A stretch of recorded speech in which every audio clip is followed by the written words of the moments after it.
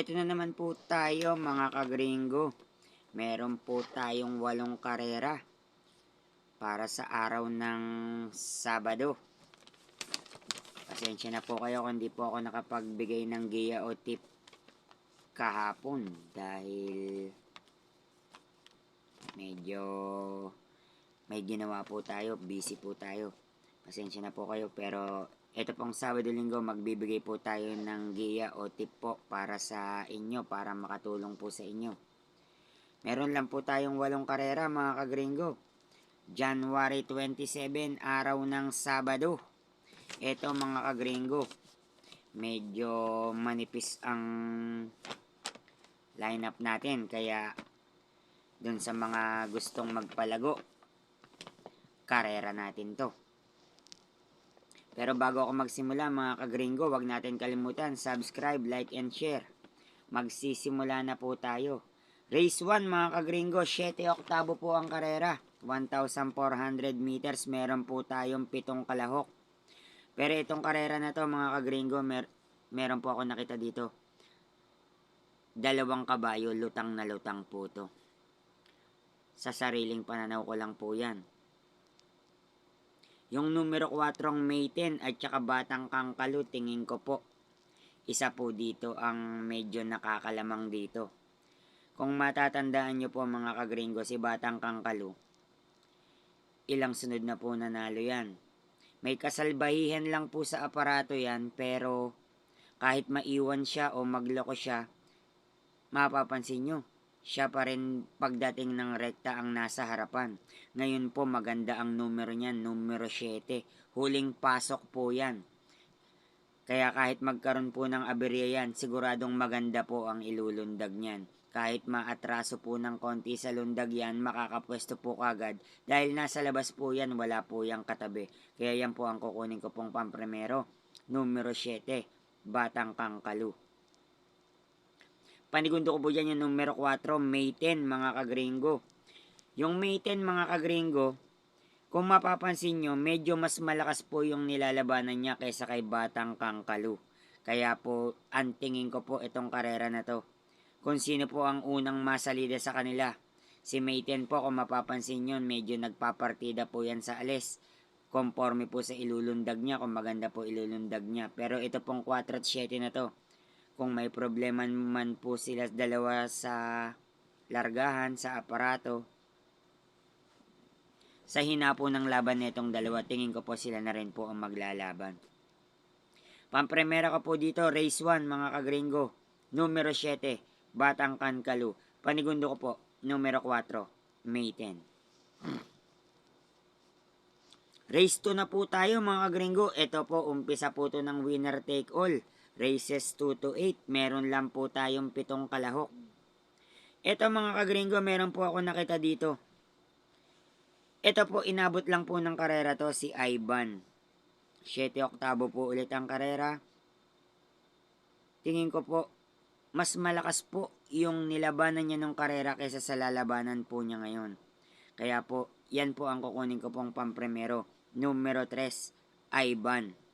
Tingin ko po magbibigay sa kanya ng magandang laban yung King Wash ko.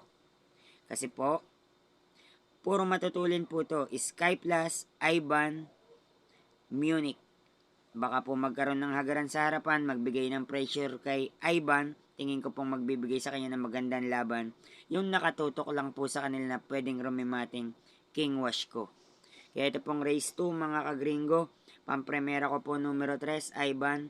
Panigundo ko po, numero 6, King Wash ko.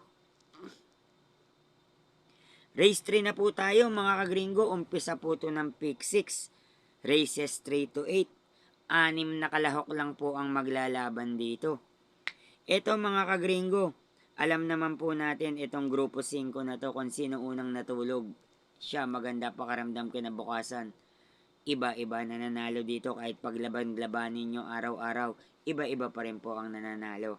Pero pipili lang po tayo ng napupusuan po natin. Pero sa sariling pananaw ko po, pampremera ko po dito, numero 4. Smiling Lady.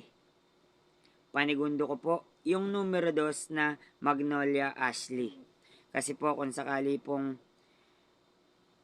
Mauna si Smiling Lady at maharot ni Ring Abel. Si Ring Abel po ang pwedeng magbigay sa kanya ng pressure sa harapan.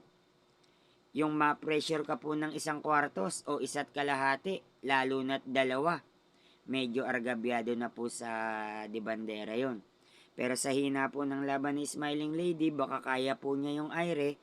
Kung sakaling maharot po siya, tingin ko pong magbibigay ng magandang laban yung numero 2 na pwedeng rumimating Magnolia Ashley. Kaya ito pong race 3 mga kagringo, pampremera ko po. Numero 4, Smiling Lady. Panigundo ko po yung numero 2, Magnolia Ashley. Race 4 na po tayo mga kagringo. Ito po mga kagringo, second pick 5 po to. Meron po tayong 9 na kalahok. Sa nabasihan ko po dito sa karera na to mga kagringo, isa po to sa mahirap na race. Dahil tingin ko po halos lahat po to may panalo. Lahat po sila may tsansa. Pero mahirap naman puntayan silang lahat. Kaya pipili lang po tayo ng pwede nating tayan na tingin ko pong makakatulong sa inyo. Dito po mga kagringo, pampremera ko po couple entry, Señorita American Dream.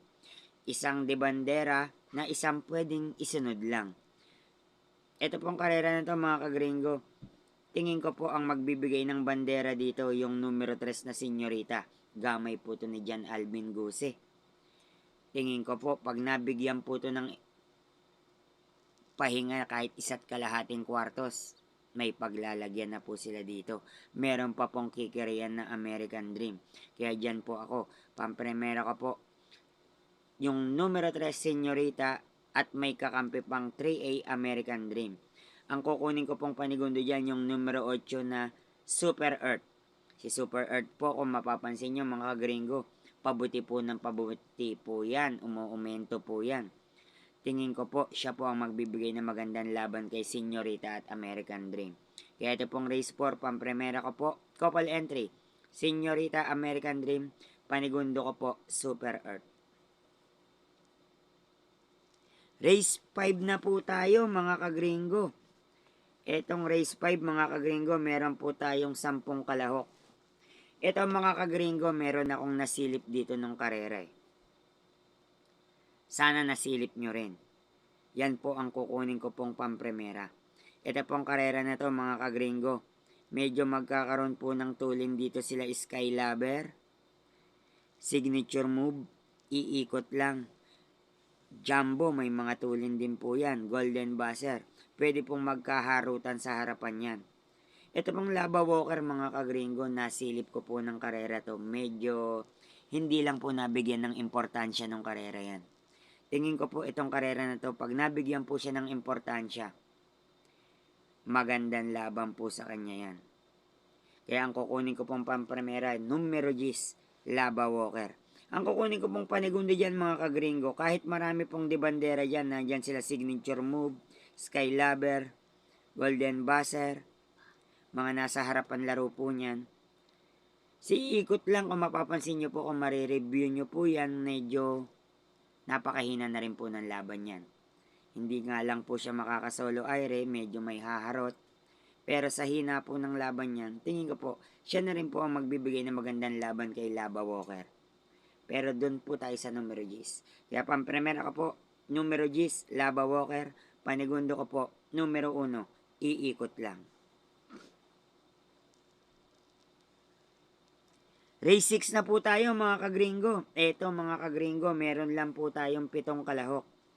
Pero ito mga kagringo, magandang laban to. Daily burn ko napanood nyo nung karera, kung iisipin nyo. Kung intindido po kayo sa karera, makikita nyo. Simula alis hanggang dating, hindi po yan nagpahinga. Iisipin nyong talo na siya nung karera. Pero pagdating po ng rektahan, siya pa yung mas may dating. Yung iisipin nyong siya yung lalakad, siya pa yung mas may dating sa rekta. Kaya po ngayon, 7 lang sila. Numero 5, makakapwesto ng maayos. Tingin ko po, siya na rin po magbibigay ng magandang laban sa mga kalaban niya. Tingin ko po siya na rin po yung medyo nakakalamang. Tingin ko pong babandera dito yung numero 3, Under Pressure. Alam naman po natin, kada takbo po niyan, siya po yung nagdadala ng pacing, siya nagdadala ng unahan. Kaya medyo matulin tong Irie na to, pero si Daily Burn, kita naman po natin, kaya niyang sumunod kahit anong distansya. Kahit galawan siya ng galawan, hindi po siya napapagod.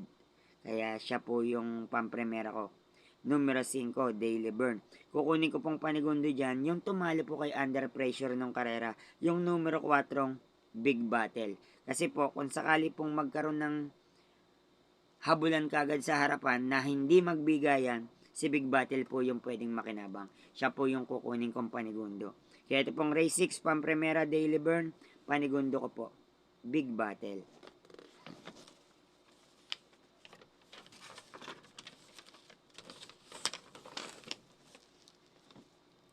Race 7 na po tayo mga kagringo. Ito, huling double po to. Meron po tayong 11 kalahok. Pampremera ko po dito mga kagringo. Ito. Tingin ko siya na rin malalyamado dito. Silip ko po nung karera to kasi halos hindi nakapagpahinga to. Mas malakas po yung laban niya nung karera kumpara po sa lalabanan niya ngayon. Pampremera ko po. Tingin ko po pwedeng makasolo Irie to. Numero 2, Galloping Ghost. Pampremera ko po yan. Kukunin ko pong panigundo dyan yung numero 6 na Heroes of Caloocan. Bumaba na rin po sa laban yan. Kung mapapansin nyo po, bago siya mapunta sa grupo na to, meron po yung nasigunduhan, dumamba sa largahan, sakay ni JB Bakaykay, ang layo niyang bugaw, rumimate, segundo po siya dumating. Kaya po kung sakaling si Galloping Ghost, maharot po sa harapan, medyo may tulin po dyan sila Aliana, Tapusay, baka po gumanda lundag ni Tapusay, maharot siya, ang tingin ko pong pwedeng tumalo sa kanya, yung pwede pong rumimating Heroes of Caloocan. Kaya ito pong race 7 mga kagringo, pampremera ko po dyan, numero 2, Galloping Ghost. Panigundo ko po yung numero 6, Heroes of Caloocan. Last race na po tayo mga kagringo. Meron tayong 12 kalahok. Gaya po ng lagi kong sinasabi, paratingan. Paratingan ng pick 4, pick 5, pick 6, winner take all. Kung ano po yung napupusuan yung dehado, isama nyo po sa parating nyo dahil dyan lang po kayo makakayari ng magandang dividendo. Pero sa aking pong pili, pampremera ko po dyan, yung numero 11, Oktubre 14. Maganda po numero, medyo mababa po sa laban. Pero yung hineti po niya, kagandahan po, nagbabalik si DL Camanyero po. Kaya tingin ko po, makakaraos po tong kabayan na tong Oktubre 14. Ang kukunin ko pong panigundo dyan, yung couple entry po na Bang at saka po si Color Blast. Nakita naman po natin yung panalo ni Bang nung karera. Palayo sa dating. Medyo impresibo. Kaya tingin ko po, siya po ang magbibigay sa kanyang magandang laban. Kaya ito pong last race, pampremera ko po, numero 11, Oktubre 14. Panigundo ko po, yung 1A at saka yung unong Color Blast at saka Bang. Kaya po kung gusto nyo pong magdagdag ng parating nyo po para makadihado kayo, kayo po ang masusunod. Dihado time na po tayo mga kagringo. Itong buong karera na to mga kagringo ng araw ng Sabado, 2 lang po ang napili ko pong magandang dehado. Yung race 7 po, numero 11, Barayong, napakagandang dehado po niyan. Iba po lumaban yan, basta po nasa labas ang numero niyan. Maganda po siya pumwesto basta nasa labas ang numero. Iba rin po siya rumimate pag nasa labas. Nasa labas lang po ng pwesto ng mga kabayo, hindi po nasa labas ng pista. Dahil pag sa labas ng pista, puro tricycle, bus, jeep po ang makakalaban niya doon. Sa labas lang po ng racetrack. Ito pong last race, may nakita rin po ako dito, medyo mahina na rin po ang laban. Napakagandang dehado din po. Huwag po kayong mawawalan yan. Ito pong numero 6, Piece of Cake. Ang galing po ng pinakita ng karera niyan, hindi po yan nauna, sinunod lang po yan, pero segundo po dumating. Kaya napakagandang dehado po niyan. Kung mag-aapat po kayo, may isa pa po ako nakita dyan, bonus po natin na dehado. yung numero 5 Monument. Paratingan po yan ng winner take all. Pick 6, second pick 5, pick 4. Kayo na po bahala. Paano mga kagringo? Salamat po sa inyo. Hindi po muna ako magsha-shoutout mga kagringo. Bukas na po ako magsha-shoutout. Salamat po.